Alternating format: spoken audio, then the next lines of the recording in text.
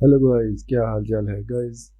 आज power point tips and tricks की इस क्लास में मैं आपको खुश आमदीद कहता हूं। तो आज की क्लास में हम देखने वाले हैं हम किस तरह जिफ एनिमेशन बना सकते हैं पावर पॉइंट में। हम सिंपल एक फ्रेम को लेकर जिसमें सिंपल एक पहले फ्रेम डिज़ाइन कर सकते हैं। अगर चाहें तो हम पावर पॉइंट में या इलस्ट्रेशन में एक फ्रेम डिज़ाइन कर सकते हैं। उसके बाद हम इसको किस तरह जिफ इमेजेस में चेंज करेंगे जिफ एनिमेशन में। ये बहुत ही ज़बरदस्त ऑप्शन है जो कि माइक्रोसॉफ्ट ऑफिस 365 में दिया गया है। इसके ज़रिए आप बहुत ही ज़बरदस्त किस्म के कार्टून एनिमेशन बना सकते हैं। इसके अलावा अगर आप इसमें 3D एनिमेशन मूवीज़ में वगैरह में इस तरह के कैरेक्टर यूज़ करना चाहें एनिमेशन कैरेक्टर बना के, तो आप वो भी इस्तेमाल कर सकते हैं। तो अभी हम चलते हैं freepik.com पे। तो यहाँ पे मैं सर्च करता हूँ फ्लैट कैरेक्टर एनिमेशन फ्रेम। तो ये मेरे पास मुख्तलिफ़ किस्म के फ्लैट कैरेक्टर एनिमेशन फ्रेम आना शुरू हो गए हैं। तो यहाँ पे कुछ पेड हैं, कुछ फ्री में है। तो ये मुख्तलिफ तरह के हैं, कुछ में भी ये फुटबॉल खेल रहा है, कुछ में स्केटिंग कर रहे हैं। तो मैं ये रनिंग हम जिफ इमेजेस बनाएंगे एक खरगोश का। तो यहाँ से हम इसको डाउनलोड कर लेते हैं। तो ये मेरे पास ये फ्री में आपके डाउनलोड हो जाएगा। मैं नीचे लिंक दे दूँगा इसका। तो ये जिप फाइल मेरे पास डाउनलोड हो चुकी है। मैं इसको एक्सट्रैक्ट हेयर कर लेता हूँ। तो ये मेरे पास 3 फाइलें आ चुकी हैं, एक फ़ोटोशॉप की, एक आ चुकी है इलस्ट्रेटर की और एक जेपीजे में। तो हम इसको एआई को एसवीजी में कन्वर्ट कर लेते हैं। एसवीजी फाइल जो है ये पावर पॉइंट पढ़ लेता है। तो हम इसको सिंपल एसवीजी फाइल में कन्वर्ट कर लेंगे क्लाउड इस वेबसाइट पे जाके। तो ये क्लाउड कन्वर्टर वेबसाइट है, इस पर आप कन्वर्ट कर सकते हैं। अगर आपके पास अडोब इलस्ट्रेटर मौजूद है तो आप अडोब इलस्ट्रेटर पे भी जाके इस फाइल को एसवीजी में कन्वर्ट कर सकते हैं। तो मैंने यहाँ से सिंपल इस फाइल को एसवीजी में कन्वर्ट कर लिया है। यहाँ से मैं इसको डाउनलोड कर लूँगा। तो ये मेरे पास डाउनलोड की ऑप्शन आ चुकी है। तो ये देखें, ये फाइल एसवीजी में मेरे पास सेव हो चुकी है। तो अभी हम इसको यहाँ से सिंपली ड्रैग करके अपने पावर पॉइंट में जाके ड्रॉप कर देंगे। और उसके बाद हम इसको ग्राफिक फॉर्मेट में जाने के बाद यहाँ से कन्वर्ट टू शेप में इसको कन्वर्ट कर देंगे। उसके बाद हम इस शेप पे क्लिक करेंगे और यहाँ से इसको कर लेंगे, यहाँ पे ग्रुप के ऑप्शन में जाके इसको कर देंगे अनग्रुप। तो ये मेरे पास अनग्रुप हो चुकी है। तो सबसे पहले हम इसका ये बैकग्राउंड डिलीट कर देते हैं जो ब्लू बैकग्राउंड है। उसके बाद फिर हम ग्रुप में जाके अनग्रुप कर देते हैं। तो ये अब हर कैरेक्टर अलग अलग हो चुका है। तो अभी मैं सिंपल एक एक कैरेक्टर को सिलेक्ट करता हूँ, इसको दोबारा कंट्रोल+G दबा के ग्रुप कर देना है। कंट्रोल+G दबा के भी आप ग्रुप कर सकते हैं और दूसरी तरह से भी कर सकते हैं माउस क्लिक के जरिए। तो मैंने ये सारे कैरेक्टर्स बारी बारी सबको ग्रुप कर दिया है, तो आप भी ग्रुप कर लीजिएगा। उसके बाद हम इसको सेट कर लेते हैं। तो हम देखते हैं कि हम किस फ्रेम को किस जगह पे सेट कर सकते हैं। तो ये सबसे पहले ये वाला भागने वाला फ्रेम ले लेंगे, ये वाला। इसमें यहाँ से स्टार्ट कर रहा है इसमें फ्रेम में। तो इस तरह आप देख सकते हैं कि कौन सा फ्रेम किस जगह पे आना चाहिए। आप अपनी मर्ज़ी से भी फ्रेम सेट कर सकते हैं। तो जो फ्रेम भी आप सेट करना चाहें वो आप सेट कर सकते हैं। तो मैं यहाँ पे इनको सिंपली सेट कर लेता हूँ। तो आप इनको रैंडमली सेट कर लें, हम इसको बाद में अलाइन कर लेंगे। तो ये मैंने अपनी मर्ज़ी से फ्रेम सेट किए हैं। जिस तरह मुझे लग रहा था कि ये भागने वाली ये वाली पोजीशन पहले आनी चाहिए, ये वाली पोजीशन बाद में आनी चाहिए। तो जिस तरह आपको सही लगे कि ये वाली पोजीशन पहले आनी चाहिए, आप उस तरह सेलेक्ट कर सकते हैं। उसके बाद मैं इनको सबको सिलेक्ट कर लिया है। और मैं शेप फॉर्मेट में जाऊंगा, यहाँ से अलाइन के ऑप्शन पे जाऊंगा और इसको अलाइन टू टॉप कर लूँगा। तो ये अब हमारे सारे एक ही सीध में आ चुके हैं। तो इसको मैं अभी फ्रेम के सेंटर में लेके आ जाता हूँ। तो इसके बाद हम इसको अब बारी बारी इनको हम एनिमेट भी करेंगे। तो सबसे पहले मैं इसके ग्रेड ऑप्शन कर लेता हूँ। यहाँ पे ग्रिड वर्टिकल इस्तेमाल कर लेते हैं हम सबसे पहले यहाँ पे। तो ये मैं सबको सिलेक्ट करके बारी बारी यहाँ पे हम देख लेंगे कि बिल्कुल यानी कि एक सीध में होने चाहिए। कोई भी ऊपर, अगर किसी को ऊपर करना तो ऊपर होना चाहिए, किसी को नीचे करना तो वो नीचे ही आना चाहिए। तो ये मेरे पास पहला फ्रेम आ गया। तो दूसरा फ्रेम हम, मेरे ख्याल से ये वाला फ्रेम नहीं बल्कि ये वाले फ्रेम को हम यहाँ पे लेके जाते हैं। बल्कि पहले 2 फ्रेम हम नीचे ही रखेंगे, नीचे वाली ग्रेड लाइन पे ही, ठीक है। तो जो फ्रेम छोटे हैं वो हम तीसरे चौथे नंबर पे लेके जाएंगे। तो मैं इसको दोबारा वापस अपनी इसकी जगह पे ले आता हूँ और इसके बाद मैं इसको सेट कर देता हूँ। तो आप इसको मैं थोड़ा सा जूम इन कर लेता हूँ। तो मैं इसको ऊपर लेके जाता हूँ। तो आप इसको माउस के साथ भी ऊपर लेके जा सकते हैं। इसके अलावा अगर आप एरो की के साथ ऊपर लेके जाना चाहें तो वो भी आप ऊपर नीचे कर सकते हैं। तो सबसे बेहतरीन तरीका ये है कि आप एरो की इस्तेमाल करें, कीबोर्ड की। आप उसी से ऊपर नीचे इसको करें। तो मैंने इसको बिल्कुल सेट कर दिया, ठीक है। अभी ये फ्रेम थोड़ा सा ऊंचा है तो मैं यहाँ से इसकी ग्रिड पर जाके दोबारा वर्टिकल एक और ले लेता हूँ यहाँ पे। और ये है, यहाँ पे मैं इसको सिलेक्ट कर लेता हूँ। जो हमारा तीसरा फ्रेम है इसको हम सेकंड नंबर पे जो हमने ग्रेड लाइन दिखाई है हॉरिजेंटल उस पर सेट कर लेते हैं। इसके बाद हम देखते हैं कौन कौन से फ्रेम छोटे हैं। तो ये वाला फ्रेम छोटा है, इसको भी हम ऊपर वाली हॉरिजेंटल ग्रेड लाइन पे सेट कर लेंगे। तो इसको मैं थोड़ा सा नीचे कर देता हूँ एरो की के ज़रिए। तो इसके अलावा अगर हम देख लेते हैं कोई हमारा और भी फ्रेम छोटा है तो हम उसको भी तीसरे नंबर पे ले आते हैं। तो ये जो हमने 8वें नंबर पे रखा था इसको भी हम ले आते हैं यहाँ पे। तो इस तरह पहले 2 फ्रेम हमने नीचे वाले हॉरिजॉन्टल ग्रिड लाइन पे सेट किए हैं, और इसके अलावा बाकी और उससे अगले जो 3 है उसको हमने ऊपर वाले हॉरिजॉन्टल ग्रिड लाइन पे सेट कर दिया है, और बाकी तमाम फ्रेम को हम नीचे वाले ग्रिड लाइन पे ही सेट करेंगे। तो ये जो 3 फ्रेम हमने ऊपर वाले लाइन पे सेट किए हैं ये फ्रेम वैसे भी छोटे थे, ठीक है। और इसके अलावा इसमें जो पोजीशन है वो भागने वाली है, उसने टांगे उठाई हुई हैं, तो इसलिए हमने इसको थोड़ा सा ऊपर रखा हुआ है, ठीक है।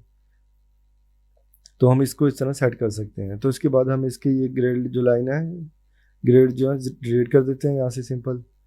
और उसके बाद में हम इसको यहाँ से रेंज पे जाएंगे, होम में जाके रेंज में जाएं, उसके बाद सिलेक्शन पे क्लिक कर दें। उसके बाद में ये सारे इनको ग्रुप कर लेते हैं। ये अभी ग्रुप फॉर्म में नहीं है तो ये ग्रुप कर लिए, ठीक है। उसके बाद ये आपने लाजमी कर लेना है, हर एक फ्रेम को यहाँ से सिलेक्ट करें और फ्रेम को तरतीब के हिसाब से यहाँ पे नंबर दें ताकि हमें एनिमेशन करते हुए आसानी हो। नहीं तो आपको एनिमेशन ठीक नहीं होंगे, ये काम आपको ज़रूर करना पड़ेगा। यहाँ से हर किसी को इसको हम 3 नंबर देते हैं। तो ये देख सकते हैं आप सारे फ्रेम ऊपर नीचे हुए हैं क्योंकि हमने इसकी फ्रेम की सेटिंग चेंज की थी। तो इसलिए ये बहुत ज़रूरी है कि आप हर फ्रेम को जिस हिसाब से वहाँ से सिलेक्ट करके उस हिसाब से उसको नंबर दे दें। तो ये हमारे पास फ्रेम 5 आ जाएगा, और इसको भी हम सिलेक्ट कर लेते हैं। इसको ये 6 आ जाएगा, इसके बाद ये 7 आ जाएगा, और उसके बाद हमारे पास एक और फ्रेम है 8 फ्रेम। तो मैं इसका भी नाम चेंज कर देता हूँ, यहाँ से 7 कर देता हूँ, और इसका नाम इसका भी हम ग्रुप जो है नाम चेंज करके 8 कर देते हैं। तो ये काम कर लें ताकि आपको एनिमेशन देते हुए आपके फ्रेम आगे पीछे ना हो। तो अभी हम हर फ्रेम को उसकी नाम के हिसाब से ही ऊपर नीचे कर देते हैं। तो 1 2 के हिसाब से 1 2 3 फ्रेम को ऊपर ले जाते हैं, इसके बाद 4 फ्रेम 5 6 7 और 8। तो इस तरह हमने सारे फ्रेम सेट कर लिए हैं, और अब हम इन फ्रेम को एनिमेट करेंगे। तो यहाँ से मैं एनिमेशन पैनल में आ जाऊँगा। एनिमेशन बिल्कुल ईजी सी है। तो सबसे पहले इसमें मैं सिलेक्ट कर लेता हूँ, पहले फ्रेम को हम सिलेक्ट कर लेंगे, यहाँ से एनिमेशन पैनल पे जाएंगे, और सब इस पे जो एनिमेशन देंगे हम देंगे डिसअपेयर की। तो ये हमारे पास डिसअपेयर की एनिमेशन है, तो यहाँ से हम इसको कर देंगे डिसअपेयर। तो इस पे एनिमेशन ऐड हो चुके हैं। तो यहाँ पे अब ऊपर जाएंगे एनिमेशन पैनल में, यहाँ पे विद प्रीवियस कर देंगे इसमें। तो इसके अलावा ये एनिमेशन पैनल हमारे पास ओपन हो चुका है। तो अगर आप इस पर डबल क्लिक करेंगे तो हम इसमें डिले दे देंगे 0.1 सेकंड का। अगर आप यहाँ से डिले देना चाहें 0.1 सेकंड का तो यहाँ से भी दे सकते हैं। अगर आप ऊपर से ही देना चाहें तो आप उधर से भी दे सकते हैं डिले 0.1 सेकंड का। उसके बाद हम ये दूसरे वाला सिलेक्ट कर लेते हैं फ्रेम, और इस पर हम देते हैं अपीयर एनिमेशन, यानी कि और इसको कर देते हैं आफ्टर प्रीव्यू, यानी कि जब पहला फ्रेम गायब हो उसके बाद दूसरा फ्रेम शो हो जाए। और दूसरे फ्रेम पर हम एक और एनिमेशन ऐड करेंगे, यानी कि डिसअपेयर। जब ये अपेयर हो जाए उसके बाद डिसअपेयर हो, उसके बाद तीसरा फ्रेम अपेयर हो, हम इस तरह।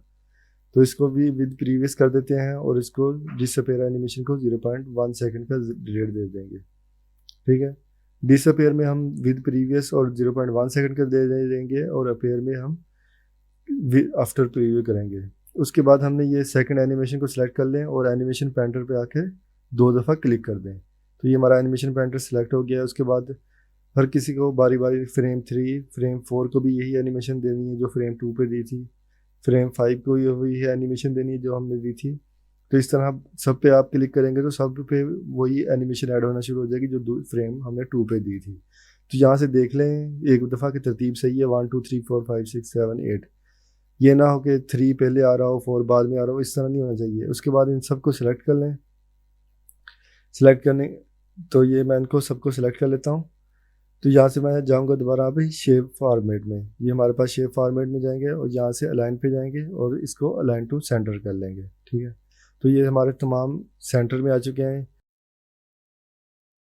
तो यहाँ से हम एनिमेशन पैनल में जाते हैं, यहाँ से हम कर देते हैं विद नहीं, ये एनिमेशन नहीं, शायद स्लाइड शो में जाएंगे विद, ये शुरू से शुरू हो गया है। तो ये आप देख सकते हैं कि इस तरह ये हमारे पास एनिमेशन तैयार हो चुका है। तो मैं इसको सेव कर लेता हूँ। तो अगर आपके पास ऑफिस 365 है, ये वैसे भी हो जाता है, तो यहाँ से क्रिएट एनिमेटेड जिफ में कर देते हैं और इसका साइज़ हम कर देते हैं एक्स्ट्रा लार्ज, सही है। और यहाँ से मेक बैकग्राउंड ट्रांसपेरेंट कर देते हैं और इसको सेव कर लेते हैं। और उसके बाद मैं यहाँ से एक और स्लाइड लेके इसको आपको दिखाऊंगा कि इसका प्रीव्यू किस तरह का नज़र आ रहा है।